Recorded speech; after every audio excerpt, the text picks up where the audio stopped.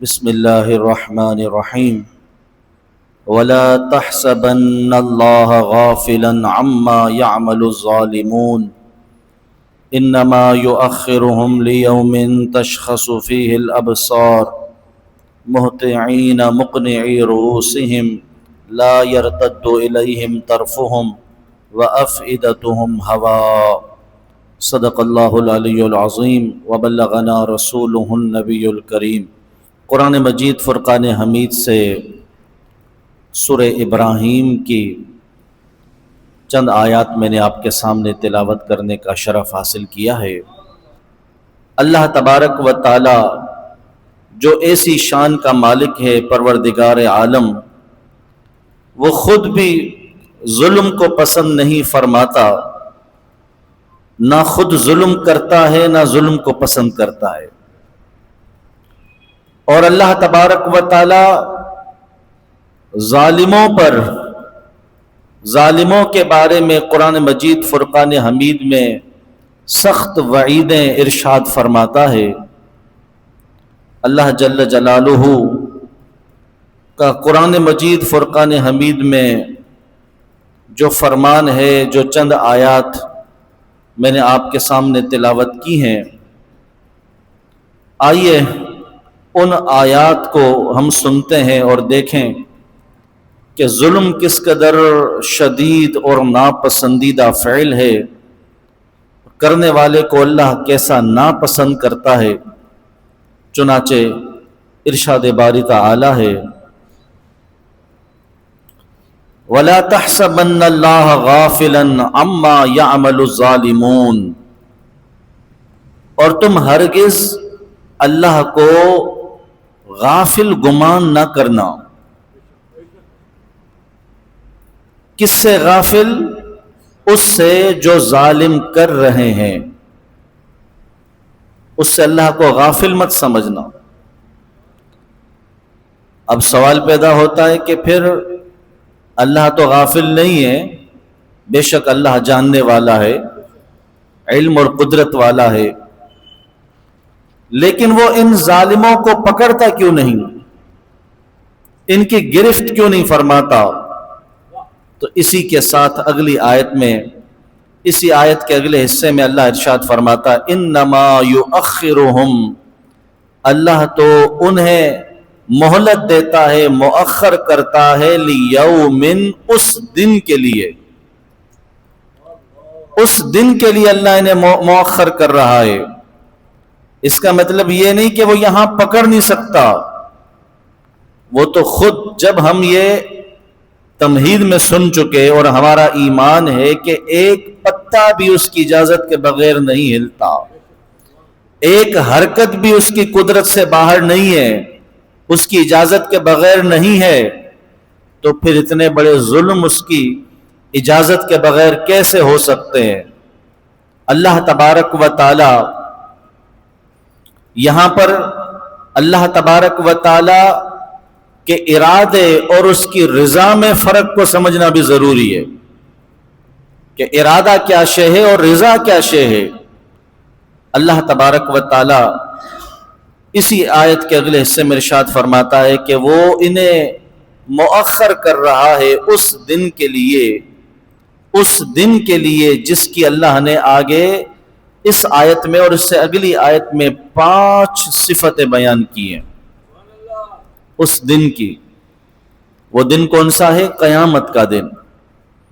اللہ انہیں مؤخر کر رہا ہے اس دن کے لیے، تشخص فیہ الابصار، جس دن میں آنکھیں پھٹی کی پھٹی رہ جائیں گی، آنکھیں کھلی کی کھلی رہ جائیں گی، مہطعین، جلدی سے اسپیڈ کے ساتھ بھاگتے ہوئے دوڑتے ہوئے نکلیں گے، مقنعی، یہ دوسری صفت تھی، مقنعی رؤوسہم، تیسری صفت یہ کہ اپنے سروں کو اٹھائے ہوئے، نظروں کو بلند کیے ہوئے، لا یرتد الیہم طرفہم، چوتھی صفت یہ ان کی نظریں اس طرح ٹک ٹکی باندھ کر آسمان کی طرف، اوپر کی طرف دیکھ رہی ہوں گی کہ وہ ایک پلک بھی جھپکنے کے لیے نیچے نہیں ہوں گی. لا يرتد الیہم طرفہم، پلک جھپکنے کے لیے بھی نیچے نہیں ہوں گی. وافئدتہم ہوا، اور پانچویں صفت یہ کہ ان کے دل خالی ہو جائیں گے. اب ان پانچ اوصاف بیان کیے ہیں، ان کی مختصر وضاحت، اور اللہ تبارک و تعالی ظالموں کے کاموں سے غافل نہیں ہے. ظلم کی مذمت سے متعلق چند ایک باتیں ہم کریں گے اور آج کا یہ ہمارا موضوع مکمل ہو جائے گا. یہاں پر امام فخر الدین رازی رحمۃ اللہ تعالی علیہ آپ فرماتے ہیں کہ اللہ تبارک و تعالی نے جب توحید کے دلائل کو بیان فرمایا، پھر ابراہیم علیہ السلام کی حکایت کو بیان کیا، تو ابراہیم علیہ السلام نے اللہ سے شرک سے حفاظت کی دعا مانگی. جب توحید کے دلائل بیان ہوئے، شرک کی مذمت ہوئی، تو اللہ کے نبی، اللہ کے خلیل ابراہیم علیہ السلام اللہ سے دعا مانگتے ہیں کہ یا اللہ ہمیں شرک سے محفوظ فرما. اور انہوں نے اعمال صالحہ کی توفیق کو طلب کیا کہ اللہ ہمیں اعمال صالحہ کی توفیق عطا فرما. اور انہوں نے یہ دعا کی کہ یا اللہ ہمیں رحمت اور مغفرت کے ساتھ، قیامت کے دن رحمت اور مغفرت کے ساتھ ہمیں خاص فرما دے. اس کے بعد اللہ تبارک و تعالی نے قیامت کے وجود پر دلائل کو ذکر فرمایا اور قیامت کے دن کی صفتوں پر آیات کو نازل فرمایا. تو جو قیامت کے وجود پر دلیل ہے وہ یہ آیت وَلَا تَحْسَبَنَّ اللَّهَ غَافِلًا عَمَّا يَعْمَلُ الظَّالِمُونَ، ظالم لوگ اے نبی، کیونکہ یہ جو صیغہ ہے وَلَا تَحْسَبَنَّ، یہ حاضر کا صیغہ ہے. حاضر کا صیغہ کا مطلب یہ ہوتا ہے کہ کوئی سامنے موجود ہے اور اس سے خطاب ہو رہا ہے. ایک صیغہ غائب کا ہوتا ہے، یعنی تھرڈ پرسن، کسی تیسرے کے بارے میں بات کی جائے تو عربی میں اسے صیغہ غائب کہتے ہیں. وَلَا تَحْسَبَنَّ حاضر ہے. اور قرآن مجید فرقان حمید کا نزول اللہ نے اپنے محبوب کے قلب پر فرمایا ہے، اور تو حاضر محبوب صلی اللہ علیہ وسلم ہوئے. اب یہاں پر امام فخر الدین رازی رحمۃ اللہ علیہ آپ فرماتے ہیں کہ کیف یلیق بالرسول ان یحسب اللہ موصوفا بالغفلہ، یہ تو رسول کی شان کے لائق ہی نہیں ہے کہ وہ اللہ کو غافل سمجھے. کوئی رسول اللہ کو لوگوں کے کاموں سے غافل یعنی انجان، غافل یعنی جسے پتہ نہ ہو، عربی کا لفظ ہے، اردو میں ترجمہ کریں تو غافل کا مطلب ہے جسے معلوم نہ ہو. تو کوئی رسول اللہ تبارک و تعالیٰ کو غافل سمجھ سکتا ہے کیا؟ قطعاً نہیں سمجھ سکتا. ایک عام مومن نہیں سمجھ سکتا. جائے کہ کوئی رسول سمجھے، رسول کی تو بڑی شان ہے. تو اللہ تبارک و تعالیٰ نے اس آیت میں فرمایا ہے کہ تم ہرگز غافل نہ سمجھو اللہ تبارک و تعالیٰ کو. کس سے؟ ظالموں کے کاموں سے. تو اللہ محبوب سے، اللہ اپنے نبی سے کہہ رہا ہے کہ اے محبوب تم غافل نہ سمجھو. نبی تو غافل سمجھتے ہی نہیں ہے. پھر کیا مطلب ہے اس آیت کا؟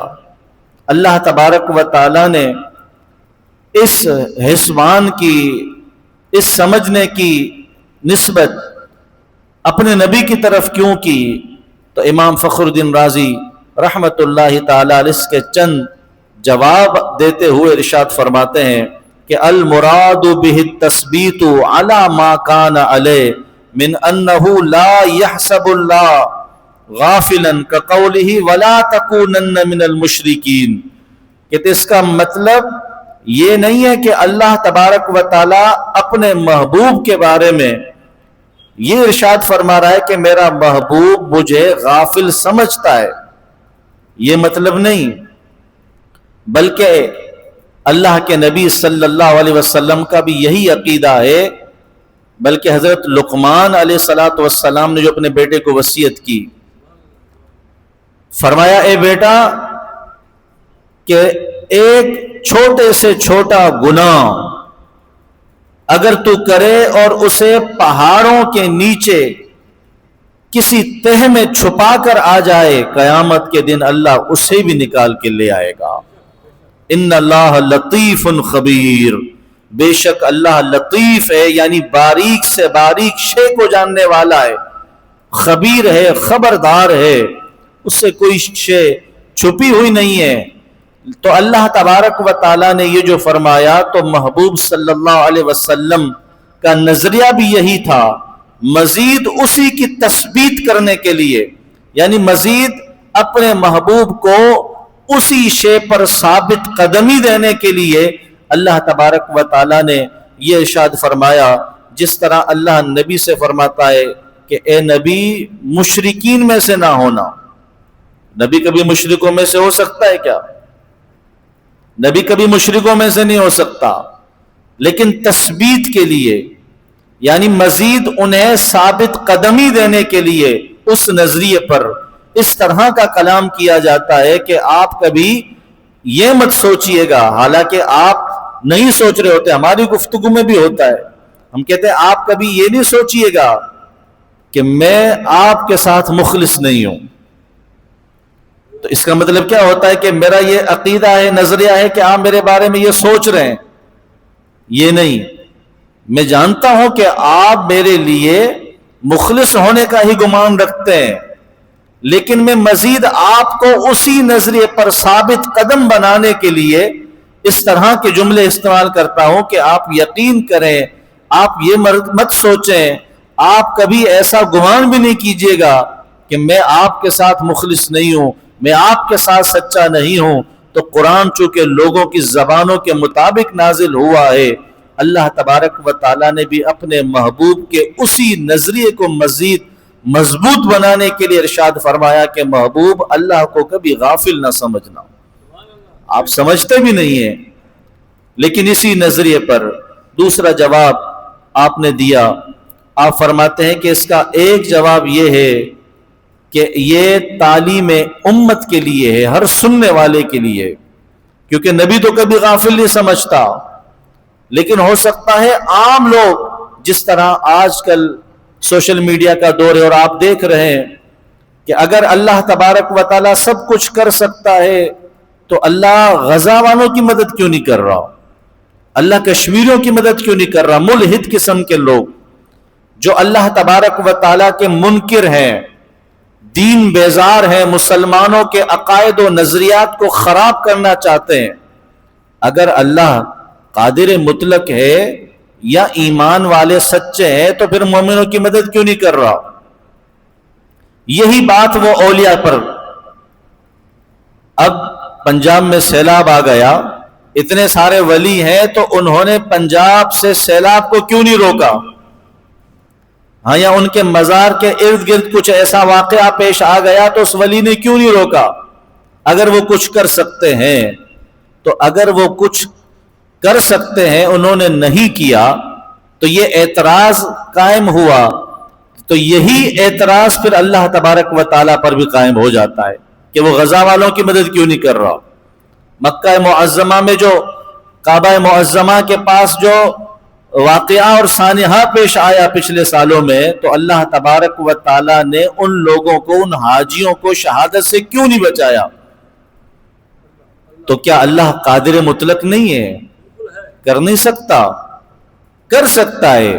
اسی لیے تمہید میں عرض کیا کہ ایک حرکت بھی اللہ کی اجازت کے بغیر نہیں ہوتی، ہر کام میں اس کی حکمتیں ہیں، وہ اس کی حکمتیں ہماری سمجھ میں آئیں یا نہ آئیں، لیکن اللہ تبارک و تعالی خوب جانتا ہے کہ میں نے اپنے مخلوق کے ساتھ کیا معاملہ کرنا ہے۔ تو اللہ تبارک و تعالی نے بھی ظالموں کو ڈھیل دی، اس کی ایک حکمت یہاں پر قرآن مجید کی اس آیت میں اللہ نے بیان فرمائی کہ انما یؤخرہم لیوم تشخص، کہ ہم تو انہیں ڈھیل دے رہے ہیں اس لیے تاکہ قیامت کے دن ان کی پکڑ سخت سے سخت کر دی جائے۔ تو یہاں اللہ ظالموں سے غافل نہیں ہے، اس کا مطلب یہ ہے کہ اللہ تبارک و تعالیٰ کو ظلم پسند نہیں ہے۔ جو انداز گفتگو ہے کہ وہ تو قیامت کے دن انہیں ایسا پکڑے گا کہ جو 5 صفتیں ان کی بیان کی، آپ اندازہ لگائیں کس قدر سخت ہیں۔ اللہ ظلم کو پسند نہیں فرماتا۔ میرے آقا صلی اللہ علیہ وسلم نے ارشاد فرمایا، ابو موسیٰ اشعری اس حدیث کے راوی ہیں، کہتے ہیں سرکار نے فرمایا بے شک اللہ تعالیٰ ظالم کو ڈھیل دیتا رہتا ہے، اور جب اس کی پکڑ فرما لیتا ہے تو اسے مہلت نہیں دیتا۔ پھر آپ صلی اللہ علیہ وسلم نے یہ آیت تلاوت فرمائی، وَكَذَلِكَ أَخْذُ رَبِّكَ إِذَا أَخَذَ الْقُرَىٰ وَهِيَ ظَالِمَةٌ إِنَّ أَخْذَهُ أَلِيمٌ شَدِيدٌ، سورہ ہود کی، کہ اسی طرح تمہارے رب کی پکڑ ہے کہ جب اس نے بستی والوں کو جو ظالم تھے پکڑ لیا، پوری بستی والوں کو جب اس نے پکڑ لیا، ان اخذہ علیم شدید، بے شک اس کی پکڑ بڑی شدید اور بڑی سخت ہے۔ اللہ تبارک و تعالی نہ خود ظلم فرماتا ہے نہ ظالم کو پسند کرتا ہے۔ تو پہلی صفت کیا ہے؟ مہطعین۔ مہطعین کا مطلب ہے تیزی کے ساتھ دوڑنے والے۔ جب یہ قیامت کے دن اٹھیں گے اور انہیں قبروں سے نکالا جائے گا تو یہ تیزی کے ساتھ دوڑتے ہوئے میدان محشر کی طرف جائیں گے۔ مہطعین امام فخر الدین رازی کہتے ہیں ای مسرعین، یعنی اسپیڈ کے ساتھ بھاگنے والے۔ جیسے کوئی گھبراہٹ میں، بخلاہٹ میں اپنی قبر سے نکلا اور بھاگنا شروع ہو گیا۔ اب یہ جب حضرت اسرافیل علیہ الصلوۃ والسلام سور پھونکیں گے تو ظالموں کے لیے قیامت میں پہلا عذاب یہ ہوگا کہ وہ بھاگیں گے، ننگے بھاگیں گے، اور انہیں کچھ سوجھ بوجھ نہیں ہوگی۔ پریشان آدمی جس طرح بھاگتا ہے، تو فرمایا یہ بھاگتے ہوئے مقنعین، ان کی جو آنکھیں ہوں گی وہ آسمان کی طرف اٹھی ہوں گی، گویا یہ عذاب کو دیکھ رہے ہوں گے، اور عذاب کو دیکھتے ہوئے اس سے خوف میں، پریشانی میں، جس طرح ایک آدمی جس کے پیچھے اگر کوئی لگ جائے اور اس کی جان کا خطرہ ہو یا مال کا خطرہ ہو تو یہ دیکھتا اس طرف ہے اور بھاگتا اسپیڈ سے۔ تو بالکل قیامت کے دن یہ ظالم لوگ جب اللہ تبارک و تعالی کے عذاب کو دیکھیں گے تو اس طرف میدان محشر کی طرف بھاگیں گے کہ کہیں ہمیں سر چھپانے کی جگہ مل جائے، کوئی ہمارے لیے نجات کی راستہ نکل آئے، اور ان کی آنکھیں اس عذاب کو جو دیکھ رہے ہوں گے وہاں پر ٹکی ہوں گی۔ اور فرمایا رافعی رؤوسہم، اپنے سروں کو اٹھائے ہوئے، کیونکہ امام فخر الدین رازی فرماتے ہیں عادت یہ ہوتی ہے انسان کی کہ جب وہ بلا کا مشاہدہ کرتا ہے، کسی مصیبت کا، تو اپنے سر کو جھکا لیتا ہے، نظروں کو گھما دیتا ہے تاکہ اس کا مشاہدہ نہ کرے، مصیبت کو نہ دیکھے اور پتلی گلی سے نکل جائے، کسی طریقے سے جان چھڑا لے۔ لیکن قیامت کے دن معاملہ الگ ہوگا۔ جو ظالم کسی انسان پر ظلم کیا ہوگا، حتیٰ کہ کسی جانور پر ظلم کرنے والا ہوگا، ناحق کسی کا حق دبا لیا ہوگا، وہ بھی ظالم ہے۔ کسی کو اذیت پہنچانے والا زبان سے، ہاتھ سے، اپنے کردار سے، یہ ظالم ہے۔ کسی مسلمان کی عزت خراب کرنے والا، یہ بھی ظالم ہے۔ کسی کی جائیداد دبا دینے والا، یہ بھی ظالم ہے۔ تو جتنے بھی ظالم ہیں، اور کفر اور شرک بھی ظلم ہے، عصیان اللہ تبارک و تعالیٰ کی نافرمانی بھی ظلم ہے۔ ظلم کا مفہوم بڑا وسیع ہے۔ یوں سمجھیں کہ جس شے کو، جس جگہ پر ہونا تھا وہاں پر اس کا نہ ہونا یہ ظلم ہے۔ اب مومن کو کس مقام پر ہونا تھا یہ اس مقام پر نہیں ہے تو یہ ظالم ہے۔ جس کے لیے جو چیز اس نے مقرر کرنی تھی یہ نہیں کر رہا، یہ اس میں ظالم ہے۔ تو ظلم کا مفہوم بڑا وسیع ہے، اور جس طرح آج کل مسلمانوں پر ظلم ہو رہا ہے، اسرائیل کو دیکھیں، یہود کو دیکھیں، مسلمانوں پر ظلم کر رہے ہیں، تو اللہ تبارک و تعالیٰ نے یہ ان کے لیے وعید ارشاد فرمائی ہے۔ بسا اوقات دنیا میں ہی عذاب دے دیتا ہے، اور بسا اوقات اس عذاب کو مؤخر فرما دیتا ہے۔ دونوں صورتوں میں اللہ کی پکڑ سے باہر نہیں ہے، نہ اللہ ان کے کاموں سے غافل ہے۔ یہاں پر اللہ کریم نے ارشاد فرمایا مقنعی رؤوسہم، اپنے سروں کو اقناع ای رفع الرأسی، اپنے سروں کو اٹھا کر اور اسی شے کو دیکھتے ہوئے بھاگتے جائیں گے۔ چوتھی صفت ان کے لیے یہ ہوگی لا یرتد الیہم طرفہم، کہ وہ اس شے کو، اس عذاب کو ایسے ٹکٹکی باندھ کر دیکھیں گے کہ اپنے جسم کی طرف بھی نظر نہیں کریں گے، اسی میں مگن ہوں گے کہ یہ عذاب ہمیں نہ پہنچ جائے۔ وَأَفْئِدَتُهُمْ هَوَا، اور ان کے دل خالی ہوں گے۔ کس شے سے خالی ہوں گے؟ ان کے دل میں آپ فرماتے ہیں اذا کان خالیا لا قوت فی، اس میں کوئی قوت نہیں ہوگی۔ والمراد بیان ان قلوب الکفار خالیۃ یوم القیامت عن جمیع الخواطر والافکار لعزم ما ینالہم من الحیرۃ، اس حیرت کی وجہ سے، پریشانی کی وجہ سے ان کے دل سوچ اور فکر سے خالی ہو جائیں گے، قوت سے خالی ہو جائیں گے، انتہائی پریشانی کے حالت میں ہوں گے۔ وَمِن كُلِّ رَجَاءٍ، ہر امید سے خالی ہو جائیں گے۔ لِمَا تَحَقَّقُوهُ مِنَ الْعِقَابِ، جب وہ عذاب کو دیکھ لیں گے۔ وَمِن كُلِّ سُرُورٍ لِكَثْرَةِ مَا فِيهِ مِنَ الْحُزْنِ، اور ہر قسم کی خوشی سے خالی ہو جائیں گے جب وہ غم کو دیکھیں گے۔ فرمایا اذا عرفت هذه الصفات الخمسة، جب یہ تو 5 صفات جان چکا ہے کہ یہ ظالموں کا یہ 5 طرح کا حال ہوگا، تو اب تجھ پر لازم ہے کہ اپنے آپ کو ظلم سے بچاؤ، اپنی جان پر ظلم نہ کر۔ سب سے پہلے انسان کا اپنی جان کا حق ہے، اپنے آپ پر ظلم نہ کر۔ اپنے آپ پر ظلم کیا ہے؟ کہ اپنے آپ کو اللہ کی نافرمانی والے کاموں میں نہ لگا، معصیت میں نہ لگا، ذکر سے غافل نہ ہو، تو اپنے اوپر ظلم نہ کر۔ اس کے بعد پھر مخلوق میں کسی پر ظلم نہ کر۔ جب تو یہ 5 صفتیں جان چکا، اب تجھ پر لازم ہو جاتا ہے قیامت کے دن۔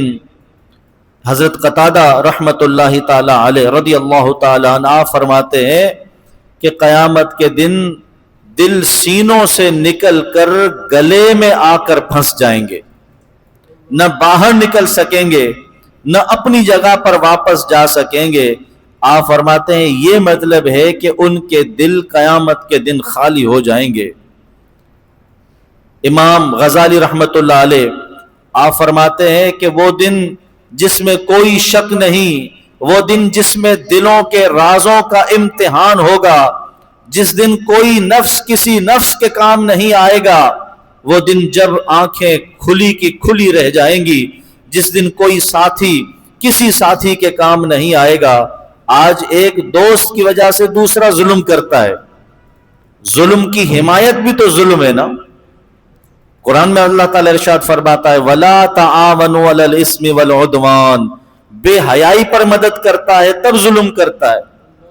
ہاں اگر مخلوق پر ظلم کی بات آتی ہے تب یہ اس کا معاون اور مددگار ہو جاتا ہے، کسی کا حق مارنے میں اس کی مدد کرتا ہے، قتل و غارت گری میں اس کا معاون اور مددگار ہے۔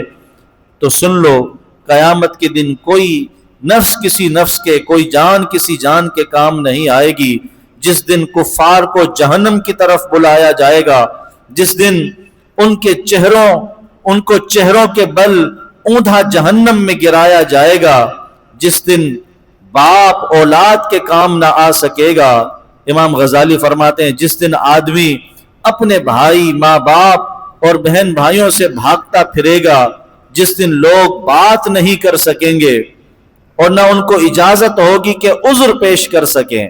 آج دنیا میں تو بہانے بنا لیتا ہے نا، قیامت میں اللہ کے سامنے کوئی عذر پیش نہیں کر سکے گا اور نہ ان کو اجازت ہوگی کہ وہ عذر پیش کریں، جس دن اللہ تعالیٰ سے بچانے والا کوئی نہ ہوگا، جس دن لوگ ظاہر ہوں گے، جس دن وہ جہنم میں عذاب دیے جائیں گے، جس دن مال اور اولاد کچھ نفع نہیں دے گا۔ انسان مال کے لیے ہی ظلم کرتا ہے یا اولاد کے لیے کرتا ہے؟ اس دن یہی مال اور اولاد اس کے خلاف کھڑے ہوں گے، خلاف گواہی دے رہے ہوں گے۔ جس دن ظالموں کو ان کی معذرت کوئی فائدہ نہیں پہنچائے گی، ان کے لیے لعنت اور برا گھر ہوگا۔ جس دن عذر نامنظور ہوں گے، دلوں کی آزمائش ہوگی، پوشیدہ باتیں جو انسان کسی پر ظاہر نہیں کرنا چاہتا، قیامت کے دن وہ سارے ظلم بھی ظاہر ہو جائیں گے، آنکھیں جھکی ہوئی ہوں گی، آوازیں بند ہوں گی، اس دن توجہ کم ہوگی اور گناہ بھی سامنے آ جائیں گے۔ جس دن لوگوں کو ان کے گواہوں سمیت چلایا جائے گا، بچے جوان ہو جائیں گے اور بڑے نشے کی حالت میں ہوں گے۔ جس طرح ایک آدمی نشے میں سوجھ بوجھ نہیں رکھتا، تو یہ حالت جوانوں کی ہو جائے گی۔ کفار نا امید ہو جائیں گے، تیرے اعضا تیرے خلاف گواہی دیں گے، تو کیا کرے گا؟ اے غافلوں کی جماعت، ہمارے لیے مکمل خرابی ہے۔ اللہ تعالی ہمارے پاس اپنے رسولوں کے سردار صلی اللہ تعالی علیہ وسلم کو بھیج چکا ہے اور آپ پر روشن کتاب کو نازل فرما چکا ہے، پھر ہماری غفلت سے بھی ہمیں آگاہ کر چکا ہے۔ تو فرماتے ہیں اے سننے والے، تو اب بھی غفلت سے بیدار کیوں نہیں ہوتا؟ کیوں تو ظلم کی طرف آتا ہے؟ جبکہ قرآن میں اللہ کا فرمان ہے اقترب للناس حسابهم وهم فی غفلۃ معرضون، لوگوں کے لیے ان کا حساب قریب ہو گیا حالانکہ وہ غفلت میں پھر رہے ہیں، اس دن سے اعراض کر رہے ہیں۔ جب بھی ان کے پاس کوئی نصیحت آتی ہے تو اسے نہیں سنتے مگر کھیلتے ہوئے، اسے سیریس نہیں لیتے۔ تو امام غزالی رحمت اللہ تعالی علیہ آپ فرماتے ہیں، اللہ ارشاد فرماتا ہے انہم یرونہ بعیدا ونراہ قریبا، بے شک یہ لوگ اس دن کو دور دیکھ رہے ہیں، ونراہ قریبا، ہم اسے قریب دیکھ رہے ہیں۔ میرے آقا صلی اللہ علیہ وسلم نے فرمایا کہ میں اور قیامت اس طرح ہیں، یعنی اتنی قریب ہے۔ تو ہر آنے والا دن ہی قریب ہے نا۔ آج ہماری عمریں 40 سال 45 سال 50 60 70 سال کی عمریں ہو گئی، ہماری داڑیاں ہمارے بال سفید ہو گئے، ہاں ہم کہاں ہمارا بچپنا تھا، جوانی پھر بڑھاپا آ گیا۔ آپ بتائیے کس طرح گزری، پتہ چلا؟ تو ہر آنے والا دن قریب ہے، انسان کو موت سے قریب کر رہا ہے۔ تو انسان کو ظلم سے نکلنا چاہیے۔ آج جہاں مسلمانوں پر ظلم ہو رہا ہے، ہم ان کے لیے بھی دعا کر رہے ہیں اللہ تبارک و تعالیٰ کی بارگاہ میں کہ اللہ تبارک و تعالیٰ انہیں ظلم سے نجات عطا فرمائے اور اللہ کریم ہمیں بھی ظلم سے محفوظ فرمائے۔ اللہ تبارک و تعالیٰ سے دعا ہے کہ پروردگار ہم نے جو کچھ سنا ہے اس پر ہمیں عمل کی توفیق نصیب فرمائے۔